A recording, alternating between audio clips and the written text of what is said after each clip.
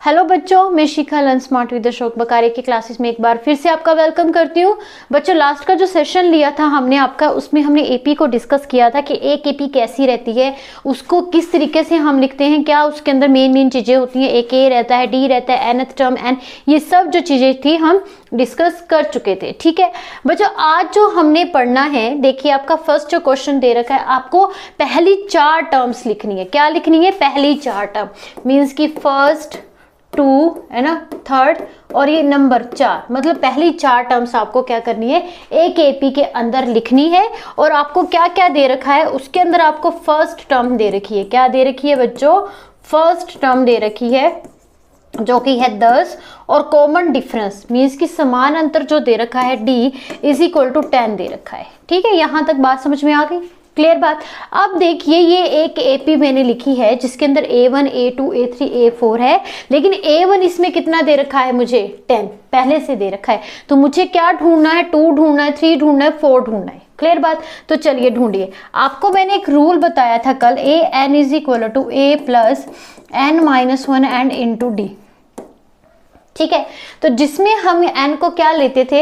As a number of term लेते थे। अगर मुझे नंबर 2 फाइंड आउट करनी है तो n की जगह पे मैं क्या पुट करूंगी? 2 पुट करूंगी। a मुझे गिवन है, d मुझे गिवन है। ठीक है, अगर मुझे 3 निकालनी है तब an की जगह पे क्या पुट करूंगी? 3 पुट करूंगी। तो इस तरीके से हम बाकी की जो भी मुझे टर्म बोली गई हम उसको निकाल पाएंगे। ठीक है, तो यहाँ पे हम लिखेंगे a की 2 इज इक्वल टू a आपका 10 था। ठीक है, n की जगह पे 2 माइनस 1 एंड इंटू डी की जगह पे 10। क्लियर, चले आगे देखिए। Then a2 is equal to 10 plus 2 minus 1 1 and into 10, तो ये आ गया 10। मीन्स कि आपकी जो a2 टर्म आएगी, a1 हमें गिवन थी 10 थी जो फर्स्ट टर्म थी, सेकेंड टर्म बच्चों इसकी 20 होगी। अब देखते हैं थर्ड टर्म और फोर्थ टर्म क्या रहेगी। बात समझ में आ गई? देखिए ये रहता है एक लंबा साइज का मेथड कि अगर मैं बात करूं a plus n minus 1 into D, अगर आपको उसको शॉर्ट में लिखना है तो a3 को आप ऐसे लिख सकते हो a प्लस 2d, एक नंबर कम, क्योंकि n माइनस 1 होता है, n आपका 3 रहेगा, 3 माइनस 1 आपका कितना आ जाएगा? 2 आ जाएगा। तो a प्लस 2d भी इसको हम ऐसे लिख सकते हैं। ठीक है, तो यहाँ पे आएगा 10 plus 2 into 10, then 20 plus 10 is equal to 30।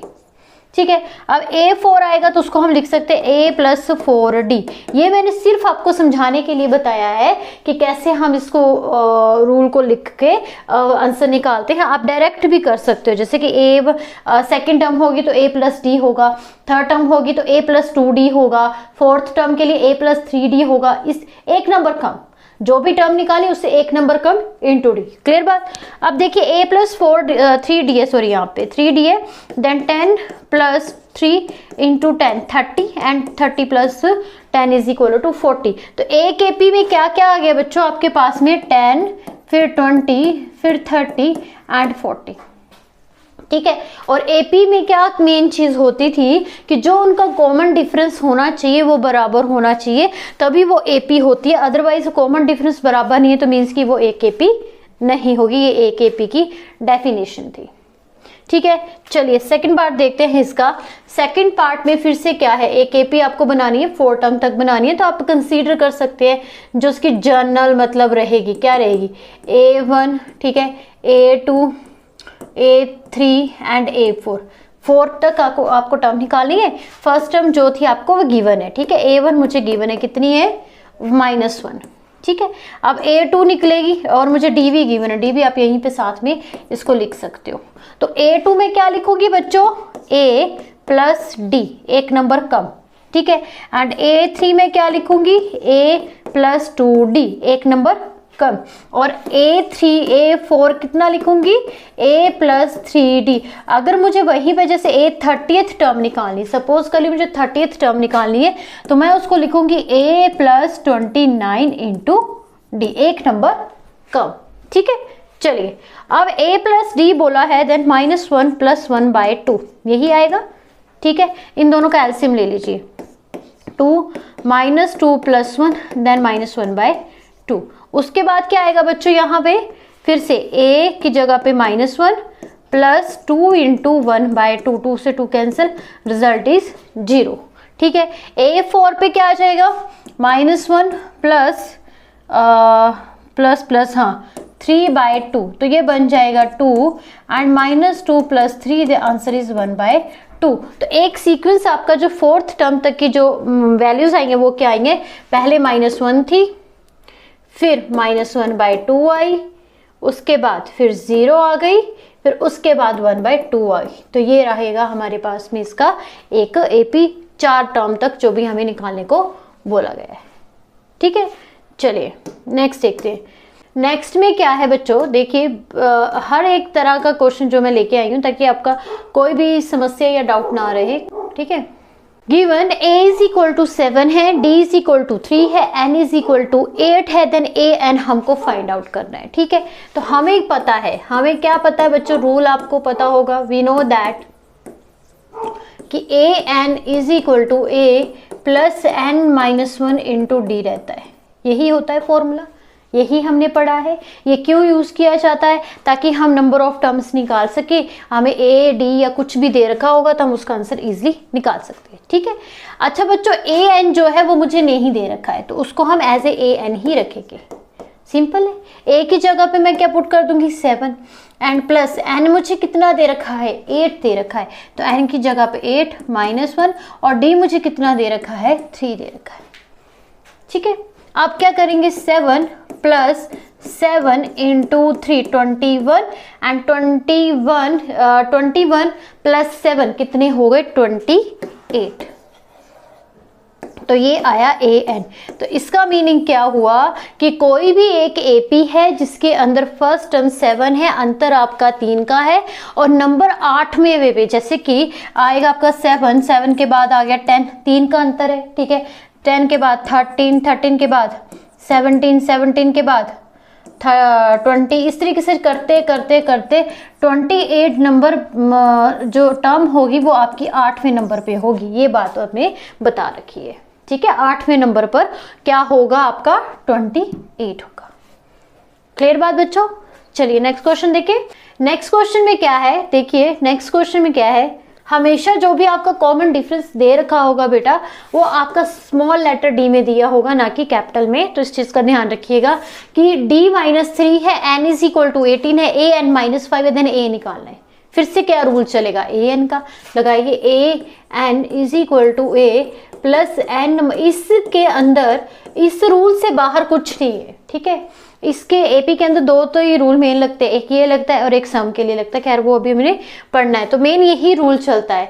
चाहे आपको ए निकालना है, चाहे एन निकालना है, डी निकालना है या ए एन निकालना है, यही रूल चलेगा, इससे एक्स्ट्रा कुछ भी नहीं आएगा। ठीक बच्चों, देखिए ए 8 एन की जगह पे क्या भर दूंगी मैं 18 भर दूंगी, क्योंकि 18th टर्म मुझे निकालनी है। 18th नंबर पे कौन सी संख्या है किसी भी एपी के अंदर, वो भी दे रखी है -5, तो ये लिखने की जरूरत ही नहीं है, हमें दे रखी है। ए एन कितना दे रखा है, ए एन मुझे दे रखा है -5 = ए कितना है, ए ही तो निकालना है, प्लस एन कितना है 18 -1 और डी दे रखा है -3 × में है।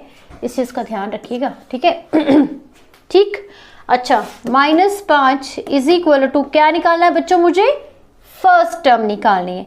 Then a + 18 -1 = 17 and × -3। आप क्या करेंगे, ये वाला इस तरफ आ जाएगा, लेकिन पहले इसको चलिए मल्टीप्लाई कर लेते हैं। तो प्लस माइनस ही आएगा। ठीक है, प्लस माइनस माइनस, तो इसको प्लस को हटा के यहाँ पे क्या आएगा माइनस आएगा। 321 एंड 251, तो 51 को हम यहाँ पे लेंगे माइनस एंड प्लस 51 = a। 51 - 5 कितना आया 46। ठीक है, तो a फर्स्ट टर्म जो आएगी वो हमारी क्या आ जाएगी 46 आ जाएगी। ठीक है, फर्स्ट टर्म हमारी इस एपी में क्या हो जाएगी 46 हो जाएगी। तो इसी तरीके से और भी अगर क्वेश्चन होगा, ए गिवन होगा, कई बार ए गिवन नहीं होगा, तो आपको वो ढूंढना है और उसको सॉल्व करके निकालना है। ठीक है, आप चलते हैं नेक्स्ट क्वेश्चन पे। देखिए स्मॉल लेटर ए ही लिखेंगे, देन हमारे पास में आएगा a n = a + n-1 × d। ठीक है, a n कितना आएगा बच्चों 0 आएगा, a कितना होगा -18, देन प्लस n कितना रहेगा, n हमारा दे रखा है -10 दे रखा है एंड -1, और मुझे क्या निकालना है d निकालना है। सिंपल है। आप क्या करेंगे, -18 प्लस -11 इंटू डी, ठीक है, यहाँ पे 0, यहाँ पे 0। अब इसके बाद क्या करेंगे बच्चों, देखिए -18, ठीक है, -11 इंटू डी। तो अब डी निकालना है तो 18 को इस तरफ ले आइए और ये बन जाएगा -11d। तो डी जब दूसरी तरफ जाएगा देन -11/18। तो इस तरीके से इसके जो भी आंसर है हम फाइंड आउट कर सकते हैं, ठीक है। अब अगला क्वेश्चन देखते हैं, नेक्स्ट क्या है हमारे पास में, 30th टर्म निकालनी है जिसकी अभी हमने बात की थी। ए के पी दे रखी है, क्या निकालना है आपको, 30th टर्म निकालनी है, ठीक है। ए मुझे दे रखा है 10 है, डी में कैसे निकालूंगी, second term minus first term, 7 - 10 is equal to -3 और n मुझे क्या गिवन है, 30 गिवन है, ठीक है। तो हमें क्या निकालनी है, 30th टर्म निकालनी है कि कितनी होगी, then a plus n - 1 into D. तो n की जगह पे मैं 30 पुट करूंगी, 10 प्लस 29, मैंने कहा ना आप डायरेक्ट 29 भी लिख सकते हो, ठीक है, देन -3। तो जब आप इसको सिंपलीफाई करोगे, आंसर निकालोगे तो आपके पास में एक रिजल्ट होगा, जो भी आंसर होगा। तो चलिए कर ही लेते हैं इसको, 10 - 7, ठीक है, 6 and 2 8, 87, ठीक है, दोनों को माइनस करेंगे देन 30 जो टर्म होगी वो -77 होगी, ठीक है बच्चों, ठीक है। तो बच्चों आज के लिए इतना ही, आज का सेशन छोटा था बट अच्छा था, थोड़ा सा ए एंड डी ये के जो क्वेश्चंस आपके काम के हैं। कल जो हम सेशन लेके आएंगे उसमें हम ये सीखेंगे कि अगर एक इक्वेशंस में हमें ए या डी दे रखे, मतलब थोड़े से और इससे आगे के क्वेश्चंस हम प्रैक्टिस करेंगे, ठीक है। तो प्लीज़ वीडियो को देखिए बच्चों, लाइक भी कीजिए, चैनल को सब्सक्राइब भी कीजिए ताकि और इस तरीके की वीडियोज़ आपको मिलती रहे और आपकी पढ़ाई में आपकी हेल्प होती रहे। बच्चों हमने एक 1 शॉट में आपका रिफ्लेक्शन का रिफ्रैक्शन का भी चैनल में डाल रखा है, फिजिक्स का 10th क्लास का, उसे भी देखिए, वो भी बहुत इंपॉर्टेंट है एक क्विकली आपकी रिवीजन के लिए, कि जल्दी से आप उसको देखेंगे और आपकी रिवीजन जो है वो हो जाएगी, ठीक है। तो आज के लिए इतना ही, थैंक यू।